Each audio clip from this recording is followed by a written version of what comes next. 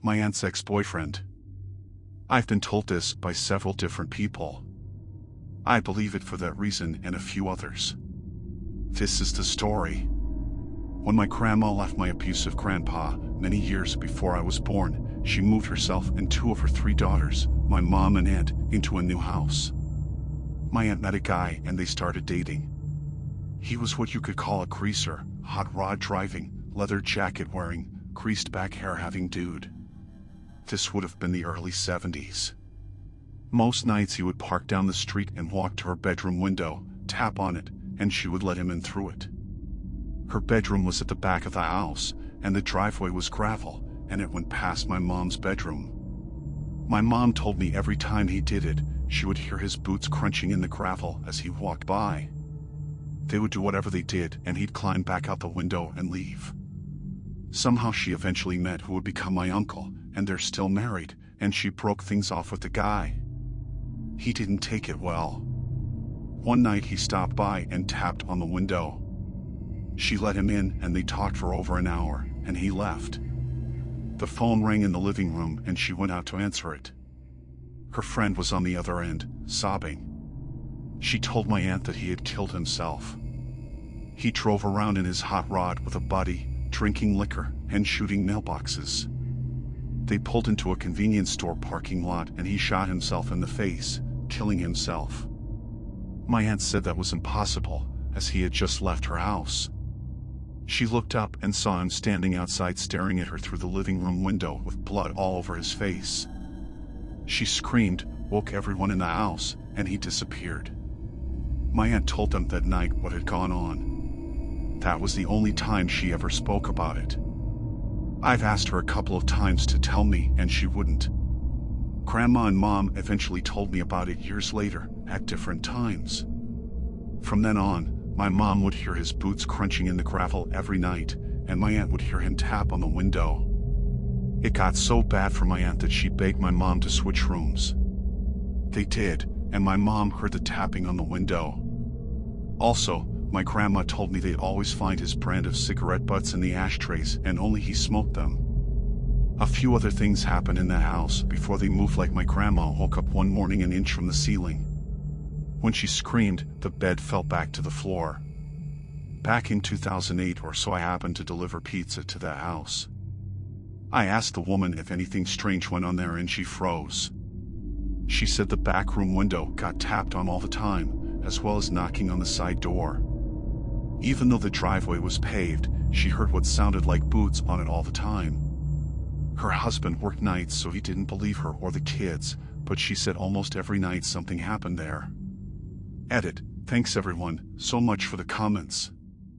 I spoke to my mom about this and she informed me some of my facts were wrong, so apparently my grandma told me these other things. This is what my mom said.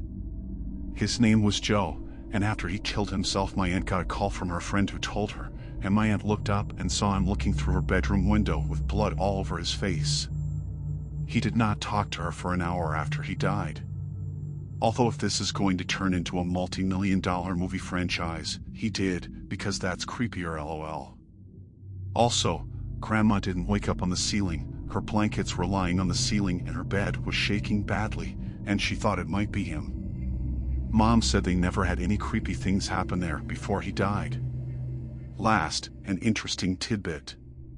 When my grandma met her last husband, she moved in with him and sold the house to my aunt, who got married to my uncle and started having kids in that house.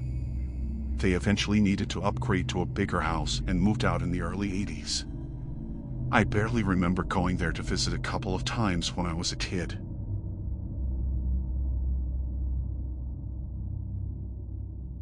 Never mess with an Ouija board. When I was 15, Paranormal Activity came out. My friend and I decided to try the Ouija board. We spoke to this guy named Frank, and I remember he used to say disturbing things like, "My mom is standing behind you and she doesn't like you and I'll overdose on pills." Just weird and crazy dark shit. But my friend and I both thought we were fucking with each other, trying to freak each other out. A few weeks later I was sleeping in bed. I had a shelf above my bedhead that had my grad teddy from primary school sitting on top. The teddy has sat there for years without being moved. And there was a dresser with a mirror at the end of my bed.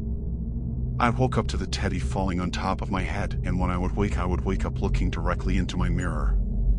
There I saw a girl brushing her hair in front of my dresser. I rubbed my eyes numerously, and instead of her disappearing, she became more clear. But the more I stared, it was like I was looking at myself when I was even younger, like 6 to 7 years old, as she had thick auburn hair but was wearing a very old style / type of nightgown. Soon realized it wasn't. I hid under the covers, and after checking numerous times to see if she was gone, she finally disappeared. Fully freaked me out. Anyway, we stopped doing the board and did other things normal teenagers do. I never told anyone about what I saw bar a few friends, but put it down that I was seeing things and was still dreaming. Fast forward 11 years, I'm now 26. I picked up my sister and was driving her home, and she randomly started talking about when my friend and I played the board. And she's like, "Jose, my other sister, and I swear you brought something into the house." I shrug and I'm like, "Why do you think that?" And she's like, "We used to wake up seeing a girl brushing her hair in front of us." I slammed the brakes and was like, "WTF?" And she was like, "Yeah, she didn't say or do anything, just brush her hair." And then I fessed up that I saw her too, but I thought I was dreaming. Anyway, we both haven't seen her for many years, which I consider lucky because I don't want anything in the house. But I must admit it does still freak me out, and I do not want to see her again. Crossed fingers, folded hands.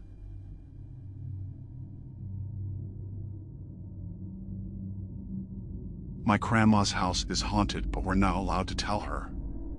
My grandma's house has always, for as long as I can remember, been a scary place.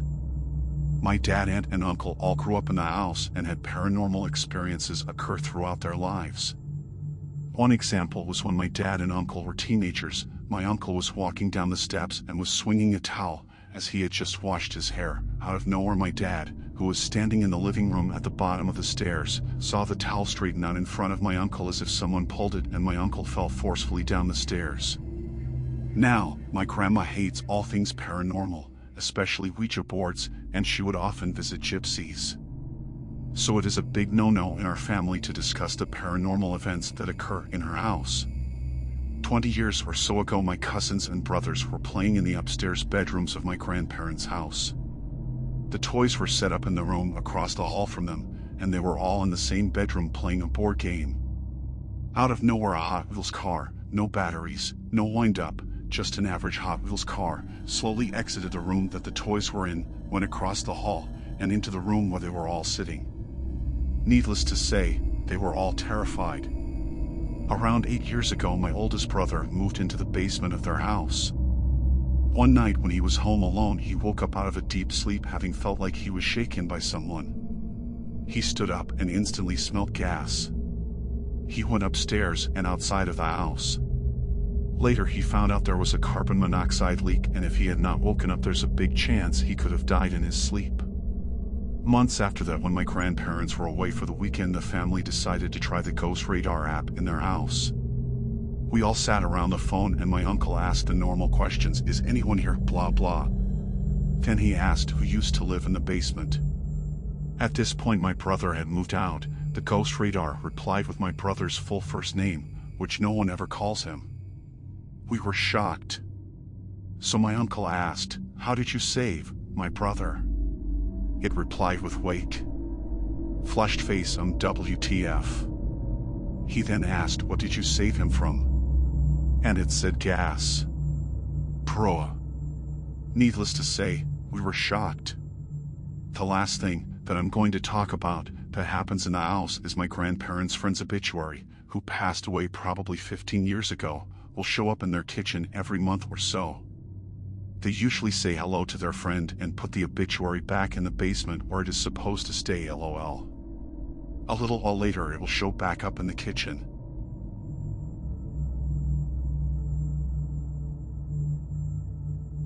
My daughter's imaginary friend. In 2013, my wife and I divorced, and we both moved into separate homes. The divorce went well, and we are still good friends to this day, partly because we have a daughter together. We agreed to split custody over our daughter, and I rented an old house in a historic district in the city where we live. It was a very pretty home, built in 1935, but kept up very well. I would have my daughter 2 weeks at a time, and she had a bedroom in the back of the house. She was 3 years old at the time, and I kept noticing her talking to her friend. One day I found her in a little closet talking to someone, and I remember her saying she was talking to another little girl named Betty. I have no idea where she heard the name Betty, as she was only 3 years old, but I just chalked it all up to a child's vivid imagination. Keep in mind that I am a single dad to a little girl. I have no idea what I'm doing when it comes to dressing, hair, or just little girl stuff in general. Her mother is good at that stuff, but not me. I put my daughter to bed one night after her bath. I remember brushing her hair that night, but that was all I did. The very next morning, her mom came to pick her up from my house, and my daughter was just waking up. Her mom went back to her bedroom to find my daughter's hair was fixed in 2 perfect French braids. Her mom was proud of me at first that I had done her hair so cute, but I told her I didn't and couldn't do that. I can't even braid her hair, much less do perfect French braids. We asked our daughter how her hair got fixed, and she told us that Betty had done it during the night. I broke the contract on the rental agreement and moved out within the next month.